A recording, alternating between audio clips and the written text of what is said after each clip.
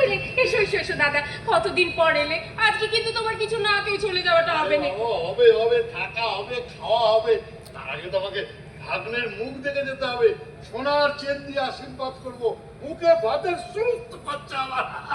তাহলে আর সে খাওয়া তোমার কোনোদিনই খাওয়া হবে না। কেন রে, কেন কেন তুই কথা বলছিস? আরে আমাদের জামাই তো বেশ খুশিয়ে সংসার করছে। এই তো নিজে কানে শুনে এলাম পাশের গায়ে একটা ভালো চাষের জমি কিনছে, আজ বাদে কাল তার রেজিস্ট্রি হবে। ওদের তো আর সেই ছন্নছাড়া সংসারটা নেই। সেই জন্যই তো কইছি দাদা, আগে সেই চন্নচারা সংসারে তোমার ভগ্নিপতিরে তার মাঝে মাঝে দেখতে পেতাম, আর এখন সারাদিনে তার টিকিটুকুও দেখতে পাইনি।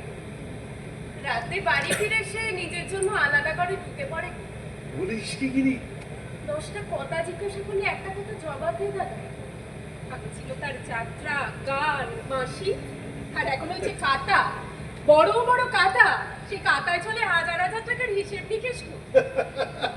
বুঝলাম, আগে ছিল সঙ্গীতের নেশা, আর এখন হয়েছে টাকার নেশা।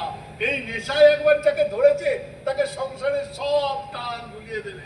আমাদের কালাচাঁদ রাজ সিংহাসন পেয়ে শিরাদার মুখটুকুও ভুলে বসেছিল, আর শিরাদা অনাদরে অবহেলায় অকালে বুড়ি হয়ে গেল।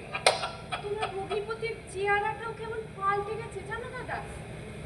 ও দাদা, তুমি দাঁড়িয়ে কেন? বসো না। আরে না না না না, বসবো না, বসবার সময় আমার নেই।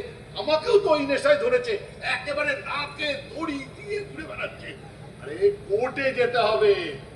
এবার তোদের গায়ের পাশ দিয়ে যাওয়ার সময় কি মনে হলো তোর সাথে আবার দেখা। কোর্ট কেন দাদা?